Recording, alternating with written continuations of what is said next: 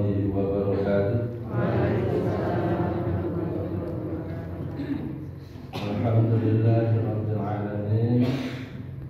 Nahmaduhu wa nasta'inuhu wa nastaghfiruh. A'udzu billahi min shururi anfusina wa min sayyiati a'malina. May yahdihillahu fala mudilla lahu wa may yudlil fala hadiya lahu. Asyhadu an la ilaha illallah wahdahu la syarika lahu wa asyhadu anna Muhammadan abduhu wa rasuluhu la nabiyya ba'dahu. Allahumma shalli ala nabiyyina Muhammad wa ala alihi wa sahbihi wa barik wa sallim ajma'in. Allahumma bika asbahna wa bika amsayna wa bika nahya wa bika namut wa ilaika nusyur. Qala Allah Ta'ala fi kitabihil karim. A'udzu billahi minasy syaithanir rajim. Bismillahirrahmanirrahim. Ya ayyuhalladzina amanu ittaqullaha haqqa tuqatih wa la tamutunna illa wa antum muslimun. Faqala ya ayyuhan nasu ittaqu rabbakum alladzi khalaqakum min nafsin wahidatin wa khalaqa minha zawjaha wa bassa minhuma rijalan katsiran wa nisaa'an wattaqullaha alladzi tasaaluna bihi wal arham innallaha kana 'alaykum raqiba. وقال الله تعالى في آيات أخرى يا أيها الذين آمنوا اتقوا الله وقولوا قولا سديدا يصلح لكم أعمالكم ويغفر لكم ذنوبكم ومن يطع الله ورسوله فقد فاز فوزا عظيما. صدق الله العظيم.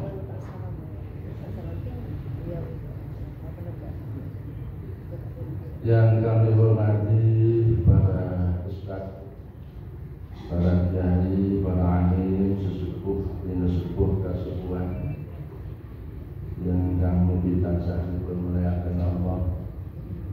Takmir Masjid Al-Arqam,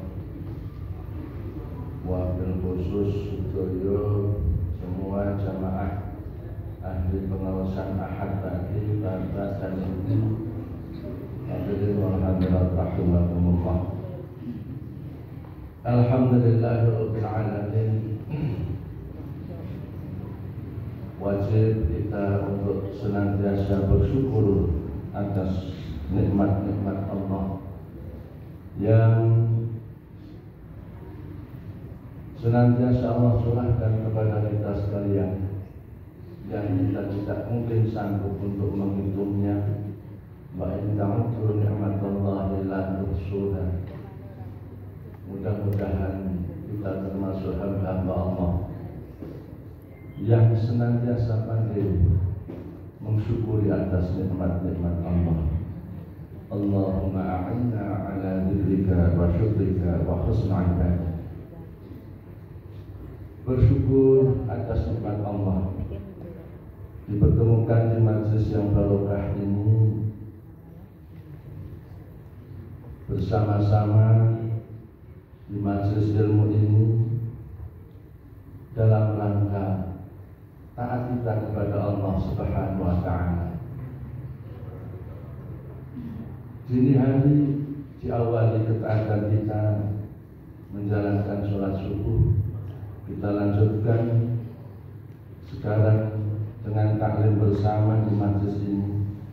Mudah-mudahan selepas kita meninggalkan majelis ini, semua dosa-dosa kita diampuni oleh Allah Subhanahu wa Ta'ala. Amin. Salawat dan salam kita aturkan, kita sanjungkan untuk Nabi Allah Muhammad sallallahu alaihi wasallam beserta seluruh keluarga beliau, segenap sahabat beliau, dan seluruh umatnya yang senantiasa taat, patuh, tunduk, berupaya untuk mempelajari, menjalankan sunnah-sunnahnya. Mudah-mudahan termasuk kita sekalian, sehingga pada saatnya nanti kita layak untuk mendapatkan syafaat. Ibu bapak jamaah rahimakumullah, ada satu pesan peringatan dari Allah Subhanahu wa taala di dalam surat Al-An'am. A'udzu billahi minasy syaithanir rajim. Bismillahirrahmanirrahim. Wa huwa alladzi yatawaffakum billaili wa ya'lamu ma jarahtum bin nahar. Thumma yab'atsukum fi yuqda ajalun musamma. Thumma ilaihi marji'ukum thumma yunabbi'ukum bima kuntum ta'malun. Ibu bapak jamaah rahimakumullah, Allah berfirman di dalam surah ini, surah Al-An'am ayat yang ke-60, dan dialah yang menidurkan kamu di malam hari, dan dia mengetahui apa yang kamu kerjakan di siang hari. Kemudian dia membangunkan kamu pada siang hari untuk disempurnakan umurmu yang telah ditentukan. Kemudian kepada Allah lah kamu kembali. Lalu dia memberitahukan kepadamu apa yang dahulu kamu kerjakan. Bapak Ibu jamaah rahimakumullah, di dalam ayat ini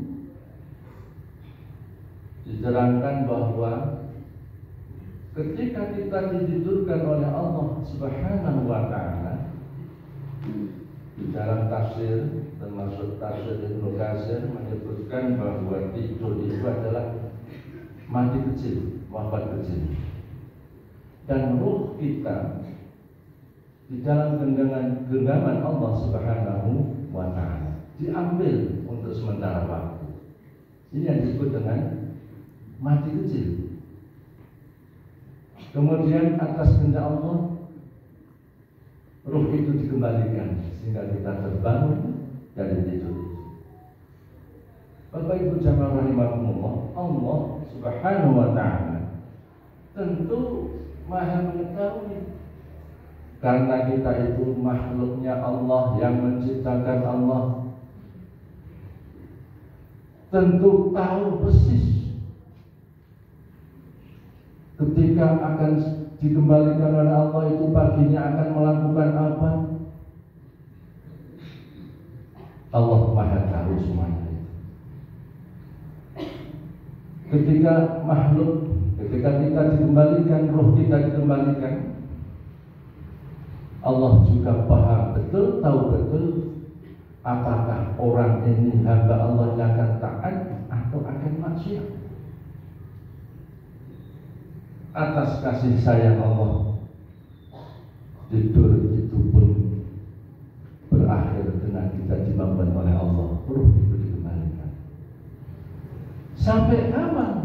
Liyuqda ajalun musamma, sampai waktu yang telah ditentukan. Ibu bapak jamaah rahimakumullah, maka Rasulullah Muhammad sallallahu alaihi wasallam memberikan tuntunan kepada kita umatnya. Ketika kita dibangunkan oleh Allah, kita untuk bersyukur kepada Allah, berdoa, Alhamdulillahilladzi ahyana ba'dama amatana wa ilaihi nusyur. Syukur kita kepada Allah Subhanahu wa taala, seraya kita memuji kepada Allah. Allah menghidupkan kita ba'dama amatana, jelas disebutkan dalam doa itu setelah Allah mematikan kita. Ketika menahan nyawa kita, ketika kita tidur, Allah Maha tahu apa yang akan dilakukan oleh seorang hamba ini ketika dihidupkan kembali, dibangunkan dari tidurnya, beraktivitas di dunia ini pagi, siang, taat ataupun maksiat, malam ditirukan kembali, siang maksiat, malam tidur, dan seterusnya. Allah Maha Tahu. Tapi kasih sayang Allah kita dibangunkan oleh Allah untuk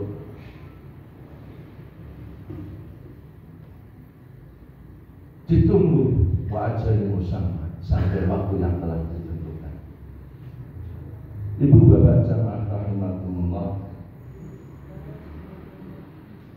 tidak ada orang yang tahu bapak ibu sekalian sampai kapan dan kapan kita akan mati.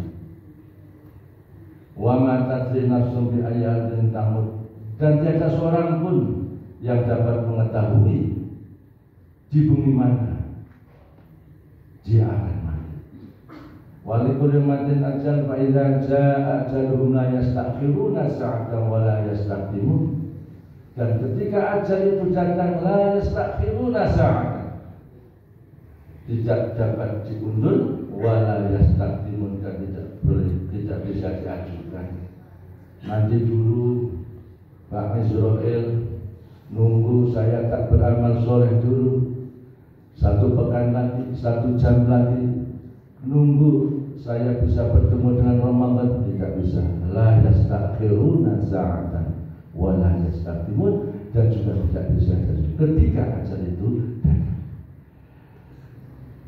Ibu bapak jamaah rahimakumullah, umur terus berjalan bapak ibu sekalian. Mau tidak mau, dari kelahiran kita, masa anak-anak, masa remaja, dewasa, alhamdulillah kita disampaikan umur kita pada usia dewasa. Ada satu titik akhir dari ujung kehidupan itu, dan itu pasti sampai bapak ibu sekalian, yaitu kematian. Persiapan apa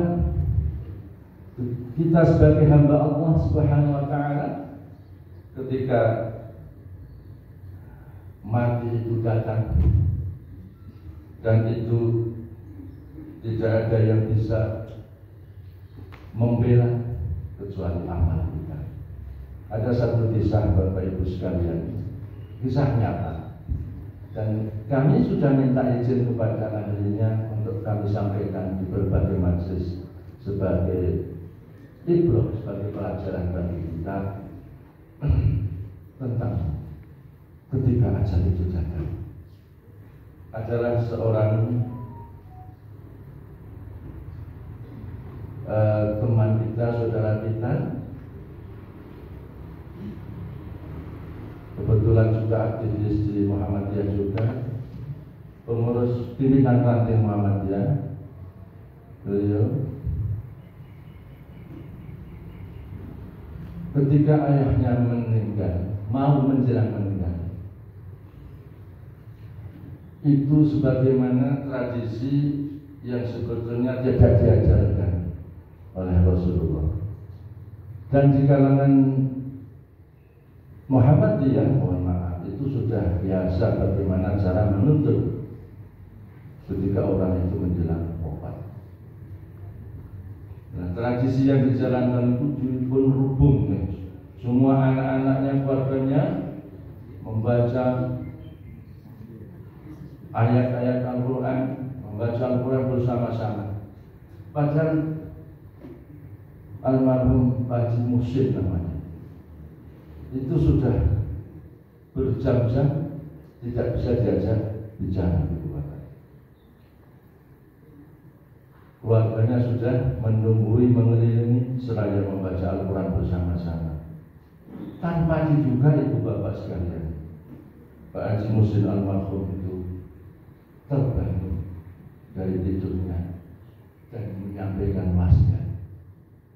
Wahai istriku, wahai anak-anakku, ketahuilah ketika kematian itu akan datang, maka tuntunlah orang itu dengan cara jangan rame-rame seperti ini. Ini sangat mengganggu saya. Begitu. Tuntunlah saya bapakmu dengan kalimat La ilaha illallah Muhammadur Rasulullah. Setelah menyampaikan pesan itu kepada keluarganya, kepada anaknya, tidur kembali, dituntun oleh keluarganya dengan kalimat La ilaha illallah Muhammadur Rasulullah. Maka Allah mencabut nafasnya dengan hikmat.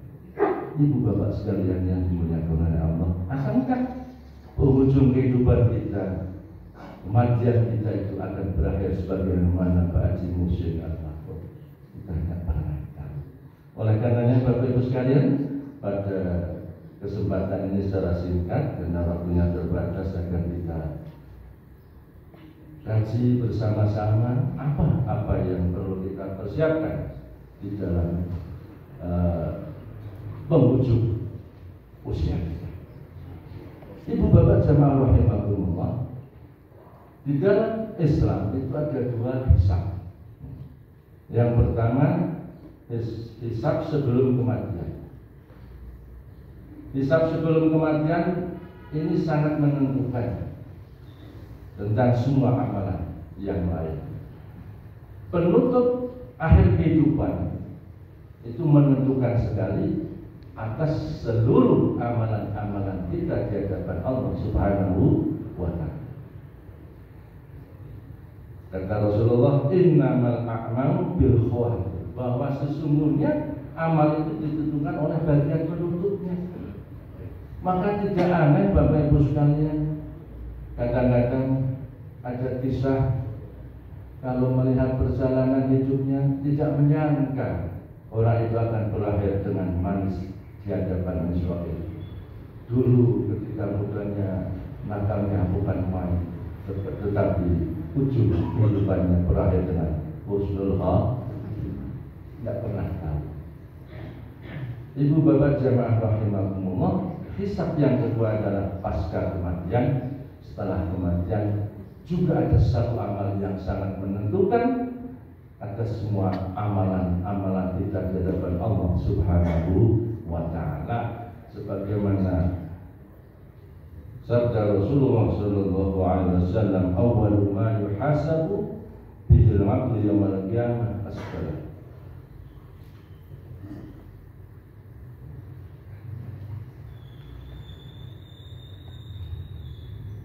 Bahwa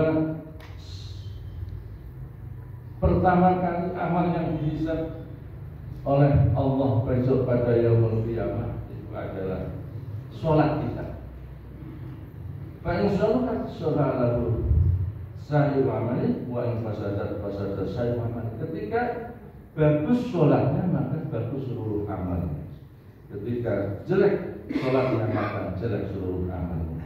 Bapak Ibu jemaah rahimakumullah, dua hal ini, yang pertama adalah sebelum kematian ditentukan akan penghujung akhirnya yang disebut dengan husnul khotimah, atau pilihan yang kedua naudzubillah yaitu su'ul khotimah. Kemudian setelah kita mati pada yaumul qiyamah, ketika semua umat manusia dibangkitkan, digiring kepada mahsyar untuk menerima hisab, yaumul mizan, yaumul hisab. Dan pertama kali amal itu adalah sholat. Ketika sholat itu baik maka baik seluruh amalnya. Ibu bapak jamaah rahimakumullah, yang berikutnya persiapan-persiapan apa saja?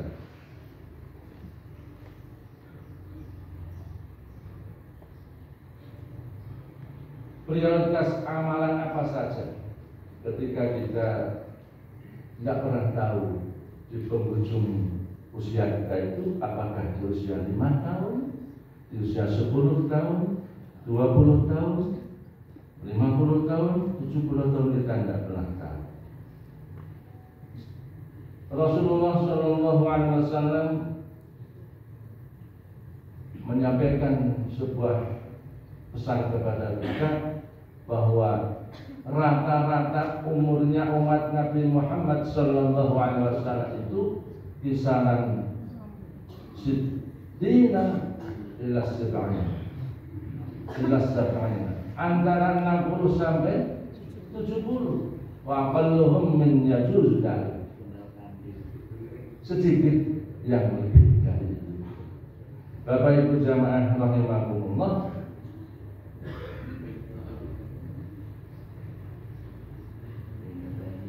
amalan pertama yang perlu kita prioritaskan adalah yang pertama fokus.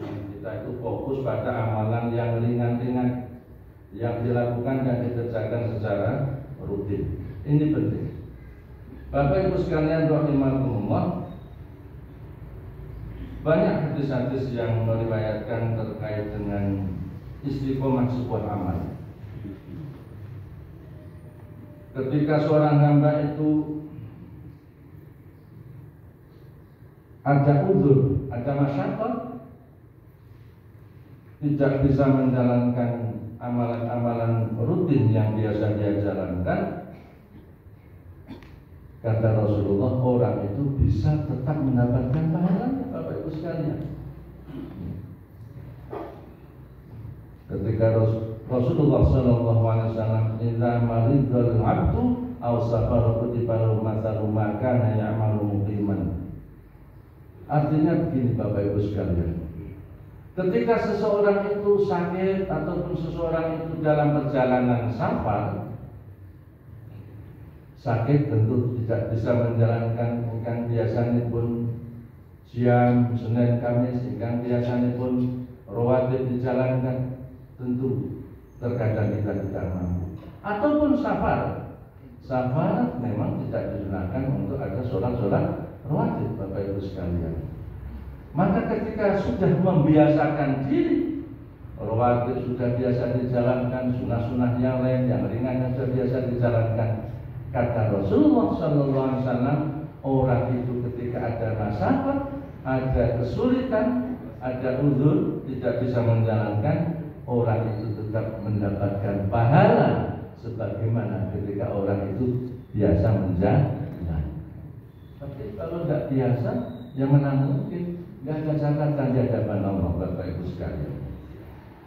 Maka sampai kapan sebetulnya kita berjuang, berupaya untuk senantiasa taat dan patuh kepada Allah, mengisi umur-umur kita, waktu-waktu kita sampai Israel menjemput kita, yaitu sampai kematian itu datang, sampai Israel itu mengucapkan salam, Assalamualaikum warahmatullahi wabarakatuh, dengan lembut untuk menjemput nyawa kita berjumpa dengan Allah Subhanahu wa ta'ala. Ini punya jamaah al-alqam alus lembut anginipun sowan luar biasa. Amin. Bapak Ibu sekalian yang dirahmati oleh Allah, kemudian yang kedua, amalan yang perlu kita biasakan adalah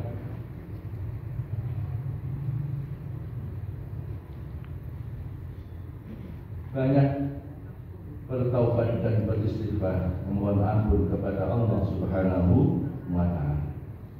Ada di antara kita ini yang ada ini yang sama sekali tidak punya dosa, ada insyaallah. Onten ya. Lebih ngajul mawon. Ada hadiah menjadi.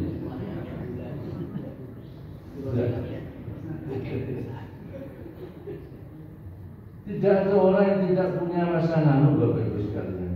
Sedaya yang punya masa lalu, masa kelampahan. Seperti kami ini sudah meninggalkan dunia hitam, karena rambut kami sudah putih. Dunia hitam sudah mulai kami tinggalkan Bapak Ibu sekalian. Tidak ada orang yang tidak punya masalah. Hatta sampai Bapak Ibu sekalian, sahabat, Masya Allah, sahabat itu ada yang pernah akan membunuh Rasul. Bahkan sahabat membunuh sahabat itu ada. Seperti siapa ya? Yang membunuh Hamzah itu siapa? Yang membunuh Hamzah, yang kemudian dia bertobat, menebus kehidupannya dengan berjuang di jalan jihad. Kemudian beliau itu ikut sebuah jihad dalam peperangan yang disebut dengan perang Yamamah, gugur di situ. Para sahabat dulu ada yang minum khamr. Insya Allah di sini malah belum pernah ada. Tidak ada orang yang tidak punya masa lalu. Semua orang punya masa lalu. Oleh karenanya tuntunan Rasulullah SAW senantiasa setiap saat kita untuk taubat kepada Allah Subhanahu Wa Taala dengan mohon ampun, memperbanyak istighfar. Kemudian yang ketiga, yang berapa tadi? Yang ketiga sekarang, yaitu husnudzon kepada Allah Subhanahu Wa Taala. Rasulullah Sallallahu Alaihi Wasallam bersabda, "Sami'tu Rasulullah Sallallahu Alaihi Wasallam, sami'tu Rasulullah Sallallahu Alaihi Wasallam, qabla mautihi, bi salasati ayamin yaqul la yamutanna ahadukum illa wa huwa yuhsinu dhanna billahi azza wa jalla." Janganlah salah satu di antara kalian meninggal kecuali dia berbaik sangka kepada Allah Subhanahu Wa Taala, yaitu husnudzon kepada Allah. Ini ada dua hal Bapak Ibu sekalian, yaitu kalau dalam ilmu tasawuf itu disebut dengan khauf dan roja, takut dan penuh harapan akan rahmatnya Allah Subhanahu Wa Taala. Nah, usia-usia muda, Bapak Ibu sekalian, usia-usia beresiko tinggi untuk berbuat nakal, niku saya ini pun sebaiknya perbanyak lebih dominan kepada khauf, yaitu takut, khawatir datang Allah, takut kepada Allah. Soalnya kenapa? Usia-usia muda itu sangat berisiko, apalagi muda, kaya lagi, ganteng lagi, cantik lagi, punya kedudukan lagi. Ini sangat dekat dengan iming-iming dunia yang bisa melarikan akhirat. Awalnya surga, subuh jamaah di depan sendiri, itu baru si konten. Sudah mulai naik motor, sudah mulai mobilnya baru, sudah mulai di sop kedua, sop ketiga, udah kaya raya, perusahaan sudah banyak, sudah tak kelihatan. Diundang oleh ranting sudah tak kelihatan model kata seperti ini. Udah diundang model kata semua toko parani mawon, sinten kemarin kopang, parani kopang, komandannya mangkat kalian bawa hadiah itu rumah. Ini usia-usia yang sangat rentan untuk berbuat menyimpang, maka itu dominan pada khauf. Nenapun manula-manula itu yang lebih banyak roja itu yakin Gusti Allah niku nampi amal kula panjenengan, yakin kalau Allah itu Maha Pengampun. Bapak Ibu sekalian yang dirahmati Allah, sudah berapa tadi itu Bapak? Yang pertama fokus pada yang ringan-ringan, yang kedua banyak tobat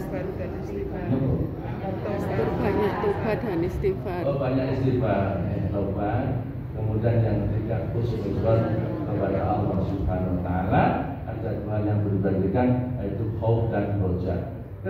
Rasulullah SAW menyampaikan di dalam sebuah hadisnya, ketika dua hal ini menyatu dalam diri seorang hamba, maka harapan keselamatan itu di hadapan Allah itu sangat besar sekali. Itu apa? Khauf dan roja. Ibu bapak sekalian yang dirahmati oleh Allah Subhanahu Wa Taala, yang keempat adalah fokus untuk memperbaiki diri. Pun usia-usia 50 lereng, mulai ngayal, mulai sok mampu bener jawab, mungkin kayak iya kan cara bahasanya. Itulah mulai. Kami itu yang pernah menyampaikan di majelis ini, itu Ustaz Romzi itu punya binaan di Solo itu namanya jamaahnya itu lereng nakal. Jadi kalau ibu ke Solo ada kaos tulisannya lereng nakal. Tapi itu usia-usia di bawah 40 rata-rata, dengan Tartona, dengan Buanda, Muantina itu sama ya. Ibu bapak jamaah rahimahumullah, hentikanlah hal-hal yang sudah tidak sah. Lewatlah, sudah lewat, sudah 50 kok. Opo-opo nesu, opo-opo orang makan, itu patok pates tanah 1 senti aja bebel maju. Sudah hentikan hal yang semacam itu. Sudah lewat, sudah bukan saatnya lagi. Hentikan. Kita fokus kepada pendekatan diri kita kepada Allah. Sakit hati, dendam pun hentikan itu. Pernah ya Bapak Ibu sekalian mendengar sebuah kisah tentang sekarung kentang itu kan? Pernah ya? Pernah ya? Jadi seorang guru masuk ke kelas membawa sekarung kentang. Maka muridnya itu ternanya kan, ada apa nih Pak Guru Pak membawa sekarung kentang. Pak Guru itu di dalam kelas itu menyampaikan, siapa di antara kalian yang pernah disakiti orang lain dan masih ingat kejadian tersebut tidak bisa hilang dan kalian dendam? Silakan dihitung berapa orang yang pernah menyakiti kalian. Murid-muridnya ada yang 1, ada yang 2, ada yang 3, ada yang 5, ada yang 10 dan sebagainya. Sesuai dengan yang dia ingat berapa orang yang telah menyakiti dirinya dan dia merasa dendam. Kemudian setelah mengambil kentang sesuai dengan jumlah yang pernah menyakiti dirinya itu, kemudian disimpannya. Pak Guru menyampaikan kepada muridnya, sudah sekarang kentang-kentang yang kalian ambil itu kamu simpan dan jangan sampai lewat kemanapun kalian pergi, harus dibawa. Apa Bapak Ibu sekalian? Lama bagaimana itu? Ketika kentang itu dibawa kemana-mana, busuk. Itulah dendam. Ketika kita dendam kemanapun, semakin banyak dendam maka semakin. Apakah orang lain terganggu dengan bau busuknya kentang itu? Tentu terganggu. Kadang-kadang pun dendam itu semua orang urusan mau gini kesekut. Ini kalau dendam itu masih di bawah, pun mangsanya lain. Hentikan. Kita lebih mendekatkan diri kepada Allah Subhanahu wa Ta'ala. Yang kelima, yaitu kita perlu di usia-usia kita kan sepuh-sepuh ini bangun tadi, kebetulan apa sengaja ini. Allah yang akan saat ini pulang nasihatnya Pak Pulau biasa. Oleh karenanya Bapak Ibu sekalian, kalau sudah begini, hadis ini sangat terkenal sekali, lebih-lebih di kalangan karcis. Teman-teman karcis, kalangan aktivis madani, pol apa ya hadis ini? Jika matamu adam yang pertama nubillah min talatin, berdapatin jariatin, atau ilmin yang terbaudi, awalan sorry yang termula. Ketika anak Adam itu meninggal, mati, ada 3 perkara yang tidak putus pahalanya. Yang pertama adalah sedekah jariah, yang kedua ilmu yang bermanfaat, yang ketiga adalah waladun sholihun yad'ulah, anak yang soleh yang mendoakan orang tua. Ibu bapak jamaah rahimahumullah, dari nomor 1 sampai nomor 4 sudah kita bahas bersama. Alhamdulillah Allah memberikan panjang umur. Insyaallah ada yang sudah lebih dari 50 tahun, sudah ada yang lebih dari 60 tahun, bahkan sudah ada yang kepala 7. Itu artinya Allah kasih kita untuk lebih memperbanyak amal sholat kita untuk persiapan bekal kematian kita. Ibu bapak jamaah rahimahumullah, Saya ingat pesan kakeknya Haji Abdul Malik Karim Amro, sinten? Apa? Di dalam sebuah tausiahnya, Buya Hamka berkisah ketika kecil diberikan nasihat oleh kakeknya yang juga seorang ulama besar di Sumatera Utara sana, Sumatera Barat di Minang. Ketika itu adalah masih zaman penjajahan Belanda. Bertanyalah sang cucu ini pada, apakah kakek ini tidak takut mati? Nanti kalau kakek ditembak oleh Belanda bagaimana? Nasihat sang kakek ini, ketahuilah wahai cucuku, bahwa kematian itu tidak perlu ditakuti. Kemanapun kita pergi, kematian itu akan datang. Kemanapun kita sembunyi, kematian itu akan datang. Yang kita takutkan adalah hidup setelah mati. Dan harus bertanggungjawabkan, kaki ini kemana dulu, tangan ini dulu ketika berpuasa memberikan kebijakan-kebijakan yang maslahah manfaat kepada rakyat apa tidak. Ketika orang itu berpuasa, suami memberikan kenyamanan kepada istri dan anak-anak atau tidak. Istri itu berbakti kepada suami atau tidak, dan seterusnya. Yang paling menakutkan adalah hidup setelah mati, kata kakek Buya Hamka itu.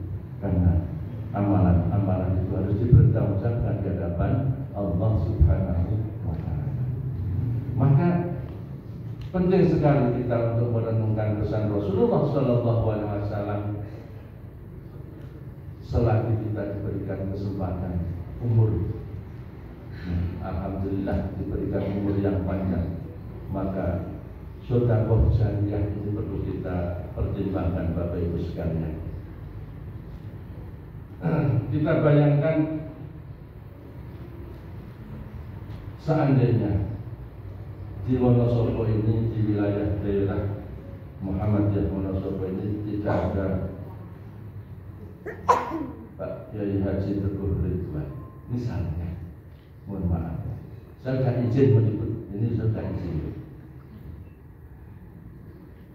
Kira-kira udah ada PKU belum? Kira-kira. Salah satu saya ingat betul beliau Bapak Kiai, Bapak kita, guru kita itu, Bapak Kiai Teguh Ridwan itu menyampaikan sebuah pesan-pesannya di sebuah majlis, itu menangis bercucuran air mata. Beliau, oh iya, apakah iya sampai saya meninggal ini PKU belum terwujud? Tangisan dia jadi teguh. Itu adalah salah satu bentuk sedekah jariyah. Kemudian masjid-masjid ataupun madrasah-madrasah, tentu termasuk masjid ini, tentu adalah perlu kita renungkan. Kapan? Tapi memang berat sekali Bapak Ibu sekalian. Saya itu pekerjaannya diantaranya adalah notaris, tapi notaris akhirat, bukan bayaran. Bayaran saking Gusti Allah, ini pasti dibayar oleh Allah, pasti. Saya ingin melihat saya itu elek-elek pejabat berbuat akta inkrah wakaf. Ini pun sampingan notaris, tapi khusus masalah wakaf. Kadang-kadang bulan Somai, orang mengikhlaskan 100 meter tanahnya, 200 meter tanahnya. Saya sudah menemukan yang 1,4 hektar, 1,3 hektar di beberapa kecamatan. Terakhir di tempat tugas kami ini 8.500 meter persegi, insya Allah akan untuk pondok dan sebagainya. Pulau Bucok nangis, pulau itu kapan? Lu pulau meneng-neng apa pulau jadi? Yo ora lumayan, wis tanda-tanda cekran, wah lumayan kayaknya. Jadi kalau bang orang koyo kacil ini, ojo nuntut kok melu. Ini sedekah jariyah ini perlu kita pertimbangkan karena ini akan di antara yang mewakafkan sebagian tanah ini insya Allah tetap akan mendapatkan pahala itu. Kapten Muhammad Yusuf ini yang cerita aneh, saya cerita masalah saya tanah ini. Ketika saya ditugaskan di sebuah kecamatan, saya ditemui kalau hadir dengan PHBI betul. Wajah ibu orang wajah Muhammadiyah. Banyak yang melakukan. Maka saya cantumkan di situ, Pak Ustadz Aswari tadi kaget. Mau MPR itu sampai apa? Luar biasa. Banyak yang melakukan Muhammadiyah bodoh. Bahkan kemarin juga saya sampaikan untuk minta bocor di situ. Bukan itu gaji kemauan seorang ibu nyai di ruangan saya membangun punten Pak Kiai. Kiai mana pun dari orang yang setengah Kiai. Menikah di hadapan saya membangun punten kebalan matur Pak Kiai. Itu sendiri. Kalau kok kebilang kabar penjara itu kabar ke Muhammadiyah. Yakin belum kenal. Apa harus saya sampaikan? Nopo kula ngono NPR Indonesia. Kalau jauh yang terakhir mikir, alhamdulillah punya sebagai buatan Yahudi. Pokok Muhammad dan pokok virus, pokok dicurigai. Jadi selama ini tidak diketahui karena itu termasuk penjenengan itu ragu. Muhammad itu. Bapak sekalian dari rumah Allah, Kapten Muhammad Yusuf itu almarhum juga mewakafkan sebidang tanah di wilayah baik yang Indonesia atau Nahdeh. Pada di sebuah masjid itu saya ditemui Mas Gubron. Yang pulau gue saya Mas, tentu apa ini jadi tanya. Itu ditemui. Alhamdulillah dewi awake dhewe. Lan itu rombongannya dhewe. Minna orang itu. Niku oleh wakaf 5.000 meter. Jadi saking pundi Pak Kiai. Yang saya sangat pensiunan polisi kapten, tapi sayang yang Ibu Muhammadiyah itu. Bulan itu sing kudu diilangi kumpul sama kudu diilangi. Kumpul aja masih rada wanen ngoten. Nyuwun pangapunten Kiai. Kapten Muhammad Yusuf itu kakang bapak kula. Umatan kekotan kekurangan jebul niku kakang bapak. Niku ngoten. Niku Muhammad jan apian ngoten niku Mas. Insyaallah Kiai niku tasih sugeng sama niku dan menjadi tokoh yang sangat terkenal. Tidak perlu kami ceritakan kami politik jurnalis. Niku tak waktu sopan. Ibu bapak yang dirahmati Allah. Yang kedua adalah ilmu yang bermanfaat. Singkat mawon, yang ketiga adalah walatul sholiyat mulai. Yang akan saya sampaikan tiga-tiganya ini bisa penjenengan raih. Wah, sodaqah jariyah, gitu. Sodaqah jariyah. Wah, nanti sak hektar boten enten penjenengan ikut andil di madrasah Muhammadiyah, TK Asia, Panti Asuhan Muhammadiyah, masjid-masjid yang dikelola oleh ranting-ranting ataupun mohon maaf saking Muhammadiyah kula seneng nyebut Muhammadiyah. Kula kelingan Pak Haji Suhardi. Pimpinan daerah Muhammadiyah. Mas, yang nek cerita Muhammadiyah. Niku mau loro dadi ora loro. Mau nek Anies dadi kemriyet. Luar biasa. Ini betul-betul sing alat di kali Muhammadiyah niki. Betul. Saya khawatir bukan guru Muhammadiyah itu langsung gatel-gatel. Itu perlu diperiksa. Majelis kesehatan yang kamu. Itu Bapak jamaah rahmatullah. Karena kita nggak punya 1 hektar, itu saja aja. Bantu gurunya. Ada sebuah lembaga Muhammadiyah yang sudah 5 bulan tidak dapat gajian. Tidak usah saya ikut. Mari kita pikirkan itu. Sing wakaf pun enten, gedungnya pun enten, pakai wis diambil alih orang lain. Yo apa ya? Oh, gurune orang asing. Jenenge Samirun, ngene kok Sami. Oh. Yang kedua itu otomatis karena membantu lembaga pendidikan Muhammadiyah lahir anak-anak yang soleh, batil penipu termasuk waladun soleh. Kemudian ilmunya di situ bermanfaat, diulang bismillah, bismillahirrahmanirrahim. Anak-anak santri-santri Muhammadiyah di pondok PPS tetap itu ngajak angel anak-anak jagal giliran sing paling keharan untuk santri itu awal-awal punya PPS itu. Itu Bapak Ibu sekalian, dengan kita membantu lembaga pendidikan, 3 hal sekalian kita capai. Ilmu sing manfaat, waladun soleh, anak-anak semuanya orang di bismillah menjadi hafal bismillah. Ngucapke bismillah mohon diganjar. Bismillahirrahmanirrahim diganjar. Berapa itu Bapak? Berapa kebagusan? Kebaikan berapa? Ada yang apa? 200. Sudah? 190. Terus dapat hadiah Pak Ketua BDN 190 kebaikan. Karena satu huruf itu satu kebaikan. Di dalam bismillah ada 19 huruf. Nah, siswa Muhammadiyah itu ono 100 ajeng pinten kebaikan. Nah, santri-santri nanti mengamalkan apa yang diperoleh di sekolah Muhammadiyah itu, diamalkan, ditularkan, itu akan pahala yang berlipat-lipat penjenengan nanti di hadapan Allah Subhanahu wa taala.